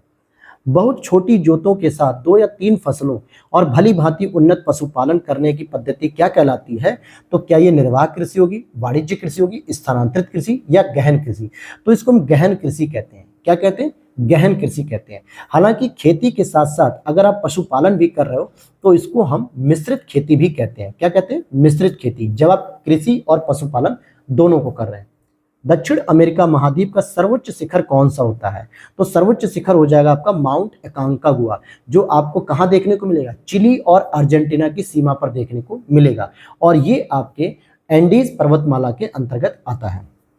दस्ते कबीर, दस्ते लुट नामक मरुस्थल किस देश में स्थित है? तो ये जो मरुस्थल है ये आपके ईरान में स्थित है। कहां पर? ईरान में। अगला प्रश्न है 64, निम्न में से कौन सा देश लाल सागर से सीमा नहीं बनाता? अब आप यहां पर देखोगे, एक तरफ तो एशिया का देश आता है, पश्चिम एशिया के जैसे सऊदी अरब वगैरह आते हैं, और एक तरफ अफ्रीका के देश आते हैं। तो इसमें यही पूछ रहा है कि कौन लाल सागर से सीमा नहीं बनाता? तो सऊदी अरब भी बनाता है, हॉर्न ऑफ अफ्रीका में जिबूती भी आता है, यमन भी शामिल है, लेकिन लीबिया यहां पर शामिल नहीं है, क्योंकि लीबिया इससे सीमा नहीं बनाता है। जबकि आप देखोगे सऊदी अरब हो गया, यमन, मिस्र, सूडान, इरिट्रिया, जिबूती, ये सभी के सभी लाल सागर से सीमा बनाते हैं। यूराल और वोल्गा नदी किस सागर में आकर गिरती है? ये दोनों ही नदियां जो यूरेशिया को अलग करती हैं, एशिया और यूरोप को अलग करती हैं आपस में, तो यहां पर आप देखोगे कि कैस्पियन सागर में आकर ये गिरती हैं। कैस्पियन सागर। अच्छा, कैस्पियन सागर के इर्द गिर्द जो सीमा साझा करने वाले जो 5 देश हैं, उनकी ट्रिक है तारिक। तारिक का मतलब हो गया तुर्कमेनिस्तान, अजरबैजान, रसिया, और ये क्या हो जाएगा बताइए? और ये के से किर्गिस्तान। आई आपके लिए मैंने छोड़ दिया, कमेंट करिएगा आई के लिए। अगला प्रश्न है यहाँ पे, निम्नलिखित में से कौन सा सही सुमेलित नहीं? शहर और नदी, कि कौन सा शहर है जो किस नदी पर अवस्थित है? जैसे बगदाद टिग्रिस नदी पर स्थित है, बॉन राइन नदी पर स्थित है, न्यूयॉर्क हडसन नदी पर स्थित है, वियना स्वात नदी पर स्थित नहीं है। स्वान नदी पर वियना स्थित नहीं है, बल्कि वियना जो ऑस्ट्रिया की राजधानी है ये डेन्यूब नदी पर है। किस पे है दोस्तों? ये डेन्यूब नदी पर है। जबकि स्वान नदी की बात करेंगे तो यहाँ पे ऑस्ट्रेलिया का एक प्रमुख शहर है पर्थ, ये इस पे अवस्थित है। अगला प्रश्न है यहाँ पे, निम्नलिखित कथनों पर विचार करना है आपको। डाउन्स ऑस्ट्रेलिया में स्थित एक घास का मैदान है, तो यह बात सही हो जाएगी। यह एक उष्ण कटिबंधीय घास का मैदान है, यही गलत है। यह शीत कटिबंधीय यानी कि शीतोष्ण कटिबंधीय घास का मैदान है, न कि उष्ण। तो ए ऑप्शन यहाँ पर सही होगा। अगला प्रश्न है 68, बाल्टिक सागर को उत्तरी सागर से कौन सी नहर जोड़ती है? तो बाल्टिक सागर जो है उसको उत्तरी सागर से जोड़ने वाली जो नहर है उसको हम कील नहर कहते हैं, जो कि जर्मनी से ही होकर निकलती है कील नहर। निम्न में से जापान के द्वीपों का उत्तर से दक्षिण क्रम लगाना है, नॉर्थ से साउथ। और ये पिछली बार भी पूछा गया था, इससे पहले पीसीएस में इंडोनेशिया के पार्ट को पूछ लिया गया था। तो इसका हो जाएगा होक्काइडो, होन्शु, शिकुकु, क्यूशु। तो ये इसका सही उत्तर हो जाएगा। तो क्या हो जाएगा? बी ऑप्शन हो जाएगा 69 का बी। अगला प्रश्न, निम्नलिखित में से कौन सा एक देश मध्य एशिया का भाग नहीं है? तो मध्य एशिया में तुर्कमेनिस्तान, उज्बेकिस्तान, कजाकिस्तान आता है, लेकिन अफगानिस्तान नहीं आता है। तो सी ऑप्शन यहाँ पर सही हो जाएगा। अगला प्रश्न है 71, निम्न में से कौन सी जल संधि भूमध्य सागर और अटलांटिक महासागर को जोड़ती है? तो जिब्राल्टर की जल संधि, जिसको हम भूमध्य सागर की चाबी भी कहते हैं, जो पुर्तगाल के पास देखने को मिलेगी। अगला प्रश्न है यहाँ पे, कांगो नदी कौन सी रेखा को 2 बार काटती है? तो कांगो नदी तो काटती है विषुवत रेखा को। मकर रेखा को 2 बार काटने वाली नदी का नाम है लिम्पोपो नदी, ठीक है। और कर्क रेखा को 2 बार काटने वाली नदी जो है वो भारत में गुजरात के तट पर माही नदी के नाम से जानी जाती है। तो इसका उत्तर हो जाएगा कांगो नदी विषुवत रेखा को काटती है। अगला प्रश्न, रेड इंडियंस, एस्किमो, इन्यूइट, अलूटस आदि किस महाद्वीप के मूल निवासी हैं? तो ये उत्तरी अमेरिका के मूल निवासी है। किसके मूल निवासी है? उत्तरी अमेरिका के। अगला प्रश्न यहाँ पे, दक्षिण अमेरिका के स्थलबद्ध देश कौन से हैं? यानी कि दक्षिण अमेरिका के जो 2 देश हैं वो स्थलबद्ध हैं। कौन कौन से हो जाएंगे?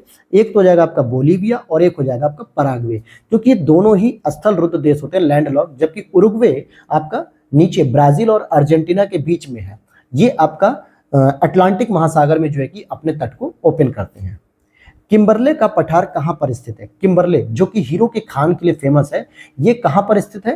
तो ये आपका ऑस्ट्रेलिया में स्थित है। कहां? ऑस्ट्रेलिया में।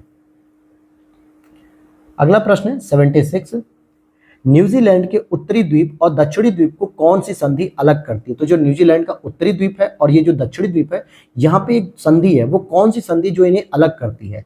तो उसको हम कुक जल संधि कहते हैं। कौन सी संधि होती है? कुक जल संधि। अगला प्रश्न है देश और राजधानी, तो कौन सा सुमेलित नहीं है? तो अर्जेंटीना की राजधानी ब्यूनस आयर्स, बिल्कुल सही है। पेरू की राजधानी लीमा, वेनेजुएला की कराकस, लेकिन चिली की क्विटो नहीं है। चिली की क्विटो नहीं है क्योंकि क्विटो जो राजधानी है वो इक्वाडोर की राजधानी है और चिली की राजधानी है सेंटियागो। क्या है? सेंटियागो, जो एक तटीय क्षेत्र है। अगला प्रश्न है यहाँ पे, निम्नलिखित में से किस देश के साथ भारत की सबसे कम सीमा संलग्न होती है? तो भारत की जो सबसे कम सीमा संलग्न होती है वो दिए गए ऑप्शन में म्यांमार के साथ है, क्योंकि म्यांमार के साथ लगभग 1643 किलोमीटर। हालांकि सबसे कम अगर हम बात करेंगे तो अफगानिस्तान के साथ 106 किलोमीटर की सीमा शेयर की जाती है। नेपाल के साथ 1751 किलोमीटर, चाइना के साथ अगर हम देखें तो 3488 किलोमीटर, और बांग्लादेश के साथ, हालांकि पाकिस्तान यहाँ दिया है, तो 3323 किलोमीटर। अगला प्रश्न है, निम्नलिखित में से किस देश का क्षेत्रफल भारत से अधिक नहीं है? तो इसका मतलब क्या हो गया कि जो भारत से अधिक नहीं है बल्कि बाकी सबके भारत से अधिक है, तो भारत 7वें नंबर पे आता है, तो जो 8वें नंबर का देश होगा वही तो भारत से छोटा होगा और वो हो जाएगा अर्जेंटीना। तो डी ऑप्शन हो गया। अब अगले प्रश्न पे चलते हैं। दोस्तों टेलीग्राम चैनल को ज्वाइन जरूर कर लेना, वहीं पर इसकी पीडीएफ आप लोगों को मिल जाएगी, और चैनल पर पहली बार आया तो सब्सक्राइब जरूर कर लेना ताकि आपको इस प्रकार की अपडेट्स मिलती रहे। क्षेत्रफल के आधार पर सर्वाधिक विस्तृत केंद्र शासित प्रदेश कौन सा है भारत का? कौन सी यूनियन टेरिटरीज है जिसका क्षेत्रफल या एरिया बहुत बड़ा है? तो अंडमान निकोबार, और इसकी जो तट रेखा की लंबाई है वो लगभग 1900 किलोमीटर है। कितनी है दोस्तों? 1900 किलोमीटर। जीरो लाइन किस राज्य की बांग्लादेश के साथ सीमा बनती है? तो त्रिपुरा, हमारे भारत का त्रिपुरा और इधर बांग्लादेश, इनके बीच में जीरो लाइन देखने को मिलती है।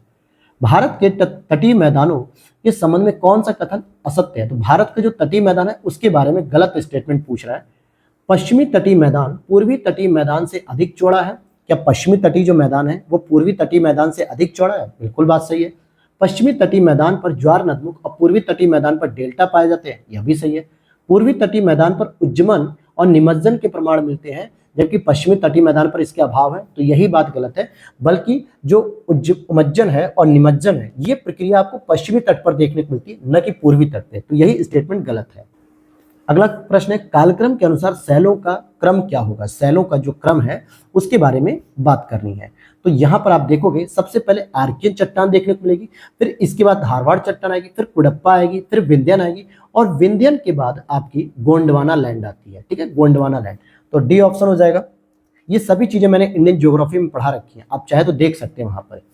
अगला प्रश्न, निम्नलिखित में से कौन सा घास का मैदान जम्मू कश्मीर में स्थित है? तो बुग्याल हो जाएगा। क्या हो जाएगा? बुग्याल। ठीक है, बुग्याल, पग्याल, ये सभी चीजें होती हैं। सॉरी, थोड़ा सा मिस्टेक हो गया। ये जो बुग्याल होते हैं, पग्याल होते हैं, ये यूके अर्थात कि उत्तराखंड में देखने को मिलते हैं। इसका आंसर हो जाएगा डी, क्योंकि यहाँ पे मर्ग नाम से जो है कि घास के मैदान मिलते हैं। जैसे गुलमर्ग जो है कि घास के मैदान होते हैं, ये आपको देखने को मिलते हैं। जबकि खज्जर की बात करेंगे तो खज्जर आपको हिमाचल प्रदेश में, और उखरुल की बात करेंगे तो ये आपको मणिपुर में देखने को मिलते हैं। अगला प्रश्न, निम्नलिखित में से कौन सा सुमेलित नहीं है? खीर गंगा उत्तराखंड, अरावली महाराष्ट्र, अत्रि ओडिशा, जकरेम जो है मेघालय।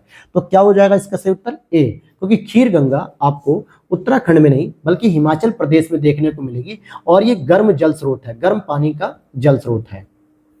अगला प्रश्न, निम्नलिखित में से कौन सा सुमेलित नहीं है? निम्नलिखित में से कौन सा सुमेलित नहीं है? डायमीर जम्मू कश्मीर, छोटा सीगरी हिमाचल प्रदेश, जेमू सिक्किम, नामिक लद्दाख।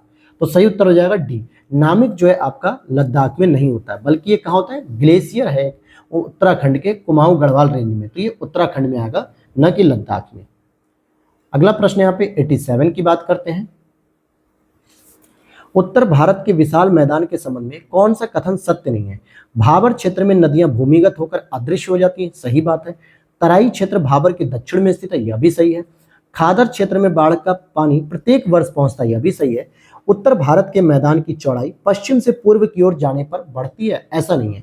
पश्चिम से पूर्व की ओर जाने पर उत्तर भारत के मैदान की चौड़ाई जो है वो पतली होती चली जाती है, यानी सक्रिय होती चली जाती है। तो डी ऑप्शन यहाँ पे सही होगा। यहाँ पे भारत के जलप्रपात है और उनकी अवस्थिति के बारे में दिया है, तो मिलान करना है आपको इसका। तो मिलान करेंगे जरा। दूध सागर की बात करेंगे तो दूध सागर आपका मांडवी नदी पर गोवा में देखने को मिलेगा। बरकाना की बात करेंगे तो बरकाना आपका कर्नाटक में है। खंडाधार की बात करेंगे तो खंडाधार आपका ओडिशा में है, और पलानी की बात करेंगे तो ये आपका हिमाचल प्रदेश में है। क्वेश्चन नंबर है 89। निम्नलिखित में से कौन सी पर्वत श्रृंखला हिमालय पर्वत श्रेणी में अवस्थित है? चूरिया मूरिया, डुंडवा, चो ओयू और कटचल। तो अब यहाँ पे पूछा जा रहा है हिमाचल पर जो हिमालय पर्वत श्रृंखला है उसमें, तो आप देखोगे कि तीनों ही शामिल हैं, लेकिन कटचल की बात अगर मैं करूं तो कटचल आपका अंडमान निकोबार द्वीप समूह में स्थित है, न कि हिमालय में। तो 1, 2, 3 सही है। अगला प्रश्न है, भारत में पूर्वी घाट श्रृंखला की उत्पत्ति किस काल में हुई है? तो ये कैलिडोनियन काल में इसकी उत्पत्ति हुई है। अगला प्रश्न है, खनिज संभाव्यता के दृष्टिकोण से भारत का सर्वाधिक महत्वपूर्ण भौमिकीय क्रम कौन सा है? जो भौमिकीय क्रम है वो धारवाड़ क्रम होगा, क्योंकि यहाँ पे पूछा रहा है कि जिसके भूमि में बहुत अधिक खनिज देखने को मिलते हैं, तो धारवाड़ क्रम में आपको मैक्सिमम धात्विक और अधात्विक दोनों प्रकार के खनिज देखने को मिलते हैं। 92 प्रश्न है, मेन बाउंड्री फॉल्ट यानी MBF जिसे हम कहते हैं किन पर्वत श्रृंखलाओं के मध्य में स्थित है? तो लघु हिमालय और शिवालिक के मध्य में स्थित देखने को मिलता है, जबकि वृहद हिमालय और लघु हिमालय के बीच में मेन सेंट्रल थ्रस्ट यानी MCT देखने को मिलता है इसके बीच में। अगला प्रश्न, निम्नलिखित में से कौन सा पठार छोटा नागपुर पठार का हिस्सा नहीं है? तो रांची का पठार, देवगढ़ का पठार, हजारीबाग का पठार, पलामू उच्च भूमि। तो आप देखेंगे कि इसका जो सही उत्तर हो जाएगा वो देवगढ़ का पठार हो जाएगा, क्योंकि देवगढ़ का जो पठार है ये विंध्याचल बघेल खंड का हिस्सा होता है, न कि छोटा नागपुर का हिस्सा। अगला प्रश्न हो जाएगा, निम्नलिखित में से कौन सा कथन असत्य यानी गलत है? भागीरथी और अलकनंदा देवप्रयाग में मिलती है, बिल्कुल सही बात, और वहां से गंगा का रूप ले लेती है। अलकनंदा और मंदाकिनी कर्णप्रयाग में मिलती है। केदारनाथ मंदाकिनी नदी के तट पर स्थित है। मंदाकिनी नदी केदारनाथ से रुद्रप्रयाग के मध्य बहती है। तो 94 का बी हो जाएगा कि अलकनंदा और मंदाकिनी जो नदी है ये रुद्रप्रयाग में मिलती है, कर्णप्रयाग में नहीं, क्योंकि कर्णप्रयाग में आपको अलकनंदा के साथ पिंडार नदी का संगम देखने को मिलता है। तो कर्णप्रयाग में कौन मिलता है? पिंडार नदी, जबकि मंदाकिनी कहाँ मिलती है? रुद्रप्रयाग में, और मंदाकिनी के तट पर ही विश्व प्रसिद्ध केदारनाथ का मंदिर देखने को मिलता है। अगला प्रश्न है 95, गंगा नदी में बाएं से मिलने वाली सहायक नदियों में पूर्व से सबसे अंत में कौन सी नदी मिलती है? तो अब जैसे मान लीजिए ये गंगा नदी है, ठीक है, और बाएं का मतलब क्या हो गया? इस तरफ से आने वाली, और सबसे पूर्व में यानी ये ईस्ट हो गया और यहाँ पे ये वेस्ट हो गया। तो यहाँ पर जो सबसे अंत में मिलने वाली जो नदी होती है वो हो जाएगी महानंदा, और ये भारत के अंतर्गत मिलती है। इसके बाद तो और भी नदियां हैं, लेकिन महानंदा भारत में ही मिल जाती है। भारतीय प्रायद्वीपीय अपवाह तंत्र के बारे में कौन सा कथन असत्य है? ये आपको देखना है। प्रायद्वीप की नदियां हिमालय की तुलना में अधिक पुरानी है, सही बात है। इनकी ढाल प्रवणता बहुत अधिक है, क्योंकि यह आधार तल को प्राप्त कर चुके हैं। यहाँ की नदियां विसर्प नहीं बनाती हैं, यह वर्षा जल पर निर्भर रहती है और ग्रीष्म काल में सूख जाती हैं। तो बी ऑप्शन हो जाएगा कि इनकी ढाल प्रवणता बहुत अधिक नहीं है, बहुत ही कम है, धीरे धीरे ये जाती हैं और ये प्रौढ़ावस्था को प्राप्त कर चुकी हैं। अगला प्रश्न है, शुष्क मरुस्थलीय कांटेदार वनस्पति क्षेत्रों में वर्षा की जो मात्रा होती है वो कितनी होती है? 50 सेंटीमीटर से भी कम, अर्थात कह सकते हो आप 25 सेंटीमीटर के आसपास होती है, लेकिन यहाँ पे ऑप्शन 50 से कम दिया है, तो हम इसी को आंसर ले लेंगे। क्या कारण है कि मुंबई और कोंकण तट के निवासी तापमान की विषमता और ऋतु परिवर्तन का अनुभव नहीं कर पाते हैं? क्योंकि वो तट के समीप रहते हैं, समुद्री समकारी जलवायु के कारण ही ये महसूस नहीं कर पाते हैं।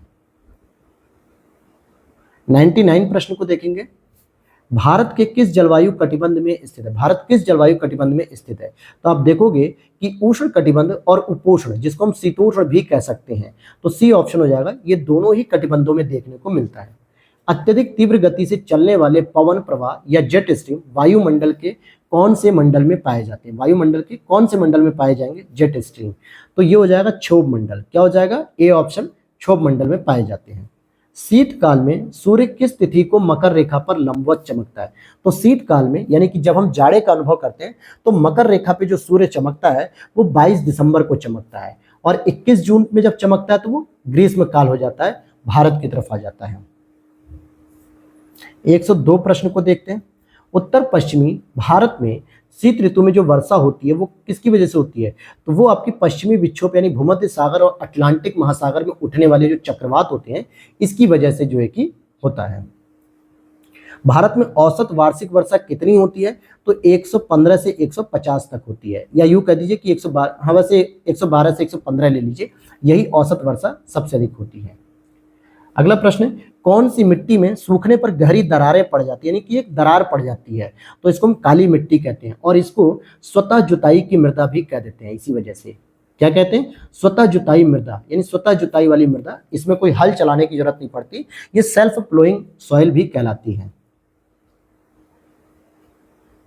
अगला प्रश्न है, मृदा के कौन से स्तर को जल संचयन का क्षेत्र भी कहा जाता है, यानी कि जहां पे जल संचय सबसे अधिक होता है तो स्तर बी उसे कहा जाता है। नेक्स्ट क्वेश्चन है, निम्न कथनों पर विचार कीजिए। हिमालय में ऊंचाई पर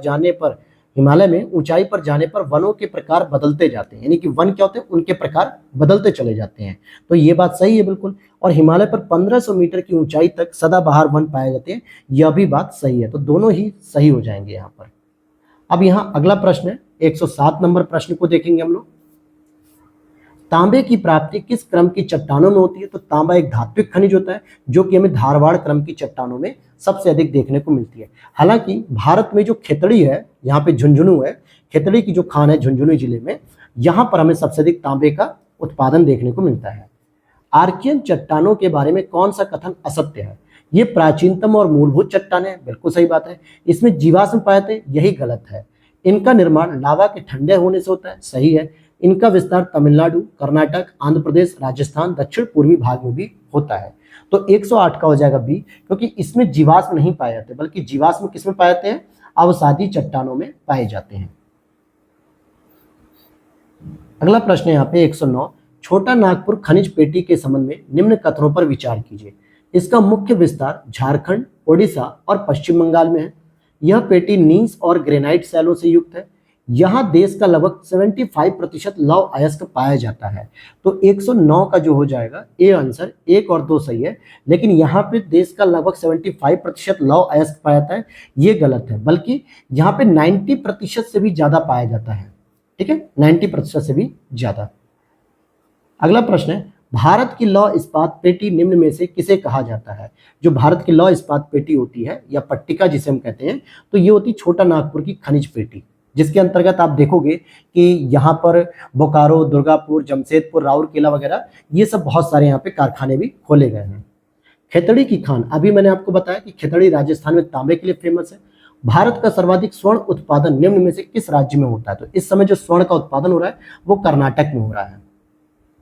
अगला प्रश्न 113, भारत में सूती वस्त्र का प्रथम कारखाना निम्न में से कहाँ स्थापित किया गया, तो ये कोलकाता में किया गया था। हालांकि ये जो है कि असफल रहा, 1818 में खोला गया, फिर उसके बाद जो है कि सफल जो इंडस्ट्री खोली गई वो मुंबई में खोली गई थी। अगला प्रश्न 114, हिंडाल्को की स्थापना किस देश के सहयोग से की गई थी, तो हिंडाल्को की जो स्थापना थी ये यूएसए के सहयोग से की गई थी। विश्व प्रसिद्ध अंगोरा ऊन निम्न में से किससे प्राप्त किया था, जो अंगोरा ऊन है वो खरगोश से प्राप्त की जाती है और ये विश्व में बहुत ही प्रसिद्ध है। राजस्थान जो है भारत का अग्रणी ऊन उत्पादक राज्य है। और पश्मीना ऊन किससे होती है दोस्तों, तो ये बकरी से होती है, पश्मीना ऊन बकरी से प्राप्त होती है। देश का प्रथम सुपर फास्फेट संयंत्र निम्न में से कहाँ स्थापित किया जा रहा है, तो सुपर फास्फेट रानीपेट में स्थापित किया जा रहा है। और रानीपेट कहाँ है दोस्तों, तो तमिलनाडु में है। कहाँ पर, तमिलनाडु में। नेपानगर निम्न में से किस उत्पादन के लिए प्रसिद्ध है, तो नेपानगर अखबारी कागज के लिए फेमस है और ये एमपी में है। कहाँ पे, एमपी में। अगला प्रश्न है, प्रधानमंत्री ग्राम सड़क योजना के अंतर्गत गांवों को जोड़ने के लिए कितनी जनसंख्या को आधार बनाया गया है, तो कम से कम, ध्यान दीजिएगा अलग अलग है इसके स्टेटमेंट। मैदानी इलाकों में आप देखोगे 1000 जनसंख्या कम से कम, पहाड़ी इलाकों में 500 और मरुस्थलीय क्षेत्रों में 250। अगर इतने लोग इन क्षेत्रों में रहते हैं तो डी ऑप्शन है कि यहाँ पे प्रधानमंत्री ग्राम सड़क योजना बनाई चाहिए और इसकी शुरुआत सन 2000 में की गई थी। राष्ट्रीय हरित राजमार्ग नीति कब जारी की गई, तो ये 2015 में जारी की गई थी केंद्रीय परिवहन मंत्री नितिन गडकरी के द्वारा। झूम कृषि को अन्य किस नाम से जानते हैं, तो स्थानांतरित कृषि के नाम से भी इसे हम जानते हैं, जिसको हम लोग शिफ्टिंग कल्टीवेशन भी कहते हैं। अगला प्रश्न है, गुलाबी क्रांति का संबंध किसके उत्पादन से है, तो देखिए गुलाबी क्रांति का जो संबंध है वो मांस उत्पादन से है, जबकि टमाटर का इससे कोई उत्पादन नहीं, क्योंकि टमाटर का जो होता है वो लाल क्रांति से होता है। ठीक है, और मसाले के लिए कौन सा होता है, तो मसाले के लिए बादामी क्रांति होती है। और फूल के लिए क्या होती है, फूल के लिए बताइए दोस्तों कमेंट बॉक्स में। अगला प्रश्न है, भारत में हरित क्रांति का जनक किसे कहा जाता है? तो एमएस स्वामीनाथन साहब को भारत में हरित क्रांति का जनक कहा जाता है। अगला प्रश्न है, टोडा जनजाति का निवास मुख्य तौर पर कहाँ माना जाता है? तो नीलगिरी की पहाड़ियों में। जौनसारी निम्न में से किस राज्य की जनजाति है? तो जौनसारी आपकी उत्तराखंड और यूपी दोनों में ही पाई जाती है। निम्नलिखित में से भारत के किस प्रदेश की सीमा रेखा नेपाल के साथ साझा करती है? तो नेपाल के साथ अगर आप देखोगे तो मिजोरम भी नहीं है, असम भी नहीं है, नागालैंड भी नहीं है, उत्तर प्रदेश है। क्या हो जाएगा? उत्तर प्रदेश, अपना प्यारा उत्तर प्रदेश। और आगे देखते हैं, हालांकि उत्तर प्रदेश के अलावा 4 राज्य और हैं जिनसे ये बाउंड्री शेयर करता है। दूसरा हो जाएगा आपका वेस्ट बंगाल, इसके बाद आप देखोगे उत्तराखंड, और इसके बाद देखोगे आप सिक्किम, और इसके बाद आप देखोगे बिहार। तो ये 5 राज्य हो गए यूपी को मिला के जो नेपाल से बाउंड्री शेयर करते हैं। अगला प्रश्न है, यहाँ पे सही चयन करना है। लक्षद्वीप और मिनिकॉय के बीच 9 डिग्री चैनल है। सुमात्रा व निकोबार डंकन पास से अलग होते हैं। तमिलनाडु व श्रीलंका ग्रैंड चैनल से अलग होते हैं। तो 126 का आप देखोगे कि दूसरा और तीसरा सुमेलित नहीं है, क्योंकि सुमात्रा और निकोबार के बीच में डंकन पास नहीं है, क्योंकि डंकन पास आपका उत्तरी अंडमान और दक्षिणी अंडमान के बीच में आपको देखने को मिल जाता है। अगला प्रश्न है, क्षेत्रफल की दृष्टि से भारत के राज्यों का घटता हुआ क्रम। तो सबसे बड़ा क्षेत्रफल किसका देखने को मिलेगा? राजस्थान का देखने को मिलेगा, ठीक है। फिर उसके बाद मध्य प्रदेश का, फिर उसके बाद महाराष्ट्र का देखने को मिलेगा, फिर उसके बाद यूपी आता है, फिर उसके बाद गुजरात आता है। तो राजस्थान, मध्य प्रदेश, महाराष्ट्र, यूपी, गुजरात, तो बी ऑप्शन हो गया। 128 प्रश्न है, भारत के किस राज्य की सीमाएं तीनों देशों क्रमशः नेपाल, भूटान और चीन के साथ सीमा साझा करती है? तो सिक्किम हो जाएगा एकमात्र ऐसा ऑप्शन सही होगा। निम्नलिखित पर्वत श्रेणियों का उत्तर से दक्षिण की ओर क्रम बताइए। तो उत्तर में सबसे उत्तर मिलेगी काराकोरम। अच्छा, उत्तर से दक्षिण पूछ रहा है ना, तो कोई बात नहीं, कोई बात नहीं। तो इसका तो आप देखेंगे कि पीर पंजाल, जास्कर, धौलाधर, शिवालिक, ये बी ऑप्शन यहाँ पे सही हो जाएगा। अगला प्रश्न है, निम्नलिखित पहाड़ियों का पूर्व से पश्चिम की ओर सही क्रम लगाना है। पूर्व से पश्चिम की ओर, तो सबसे पूर्व में मैकाले, फिर सतपुड़ा, फिर विंध्य हो जाएगी। क्लियर हो गई बात? अगला प्रश्न, दक्षिण भारत की निम्नलिखित पहाड़ियों का उत्तर से दक्षिण की ओर क्रम आपको लगाना है। तो सबसे पहले नीलगिरी, फिर अन्नामलाई, फिर कार्डामम पहाड़ी अर्थात इलायची पहाड़ी। अगला है, निम्नलिखित दर्रों का उत्तर से दक्षिण की ओर सही क्रम बताइए। दर्रों का अगर यहाँ पे पूछा जा रहा है तो पहले जोजिला दर्रा, फिर बुर्जिल दर्रा, फिर रोहतांग दर्रा, फिर माना दर्रा। माना दर्रा कहाँ पे दोस्तों? यूके में है, अर्थात यूनाइटेड किंगडम नहीं, उत्तराखंड की बात हो रही है। तो बी ऑप्शन हो गया। निम्नलिखित में से कौन सी नदी गंगा में बाएं से नहीं मिलती है? तो बाएं से कौन सी नदी नहीं मिलती दोस्तों? कोसी नहीं मिलती, क्योंकि दाहिने तट से मिलती है। और कहाँ पे मिलती है? पटना में जाके मिलती है। कहाँ पे? पटना में। सॉरी दोस्तों, ये थोड़ा सा मिस्टेक हो गया। देखिए, कोसी नदी की जो मैंने विशेषता भी बताई, ये सारी की सारी विशेषता सोन नदी की थी, ठीक है। सोन नदी दक्षिण दाहिने तट से आके मिलती है और पटना में मिलती है, जबकि कोसी नदी तो ब्रह्मपुत्रा के सहायक होते हुए आती है, मतलब तिस्ता, और इधर कोसी नदी बिहार वगैरह मिल जाती है। तो ये गलत हो गया, टोंस नदी होना चाहिए था, ठीक है, टोंस नदी। इसको प्लीज करेक्ट कर लेना। निम्नलिखित में से कौन सा बंदरगाह भारत के पश्चिमी तट पर स्थित नहीं है? तूतीकोरिन, न्यू मंगलोर, कोचीन, मरमागुआ। तो जो तूतीकोरिन की अगर हम बात करें तो ये आपको देखने को मिलेगा तमिलनाडु में। तो ये आपके पूर्वी तट पर है, पश्चिमी तट पे नहीं। जबकि न्यू मंगलोर की बात करेंगे तो ये आपका कर्नाटक में है, कोचीन केरल में है, मरमागुआ गोवा में है। अगला प्रश्न है, प्रायद्वीपीय भारत में पूर्व दिशा में बहने वाली नदियों का उत्तर से दक्षिण क्रम बताइए। तो प्रायद्वीपीय नदियों में मतलब इधर से बताना है आपको, उत्तर से दक्षिण की ओर बताना है इसका क्रम। तो महानदी, गोदावरी, कृष्णा, कावेरी, तो ए ऑप्शन हो गया। निम्नलिखित नदियों का पूर्व से पश्चिम की ओर सही क्रम बताइए। 136 का प्रश्न यहाँ पूछा जा रहा है। तो सोन, बेतवा, चंबल, लूनी, ये पूर्व से पश्चिम की ओर सही क्रम है, पूर्व से पश्चिम की ओर है, ठीक है, यानी ईस्ट से वेस्ट की ओर चलेंगे हम। अब यहाँ पर अगला प्रश्न है, निम्नलिखित में से किन राज्यों की सीमा भूटान के साथ बनती है? यानी भूटान किसके साथ जो है कि अपनी सीमा बनाता है? तो पश्चिम बंगाल, सिक्किम, अरुणाचल प्रदेश, असम, इन चारों के साथ भूटान की सीमा साझा होती है। अगला प्रश्न है, कावेरी नदी भारत के किन राज्यों से होकर प्रवाहित होती है? यहाँ पे कावेरी नदी विवाद नहीं पूछ रहा है, बल्कि पूछ रहा है किन राज्यों से होकर गुजरती है। तो कर्नाटक हो जाएगा, तमिलनाडु हो जाएगा, केरल हो जाएगा, इन राज्यों से होकर गुजरती है। हालांकि इसका उद्गम कर्नाटक की ब्रह्मगिरी पहाड़ियों से होकर होता है और इसे दक्षिण भारत की गंगा कहा जाता है, जबकि दक्षिण गंगा गोदावरी को कहा जाता है। हिमालय पर्वत श्रृंखला की कौन सी श्रेणी सबसे दक्षिण में स्थित है? तो सबसे दक्षिण में स्थित कौन सी होगी? शिवालिक हिमालय, क्योंकि सबसे ऊपर होते हैं ट्रांस हिमालय, फिर बृहद हिमालय, फिर लघु हिमालय और फिर सबसे नीचे शिवालिक हिमालय होते हैं। और इस ट्रांस हिमालय में भी 3 पार्ट होते हैं, कराकोरम, लद्दाख और जास्कर की श्रेणी। और अब हम करेंगे आखिरी प्रश्न। और अगर आप लोगों ने यहाँ तक पूरी क्लास को देखा है तो नो डाउट आपको ये क्लास बहुत पसंद आई होगी। तो प्लीज़ वीडियो को लाइक कर देना और दोस्तों के साथ भी शेयर कर दीजिएगा। अब बात करेंगे यहाँ पे जो आखिरी प्रश्न है हमारा, इसके उत्तर की। तो क्या है प्रश्न? नेपाल हिमालय किन नदियों के बीच स्थित है? तो काली व तिस्ता के मध्य जो हिमालय देखने को मिलता है उसे हम नेपाल हिमालय कहते हैं। जबकि सतलज और सिंध के बीच में हमें जो देखने को मिलेगा ये पंजाब हिमालय होगा।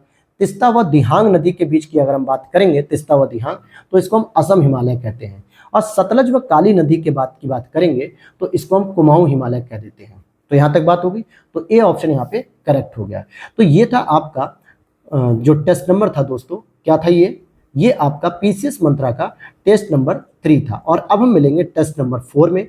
साथ ही साथ अब आपकी आरओ एआरओ के लिए हिंदी, जो कि जनरल हिंदी घटना चक्र पब्लिकेशन की पीवाईक्यू प्री और मेंस को लेकर निशु मैम आज या कल से इसकी क्लास को शुरू कर देंगी। तो मिलते हैं नेक्स्ट वीडियो में। Thanks for watching.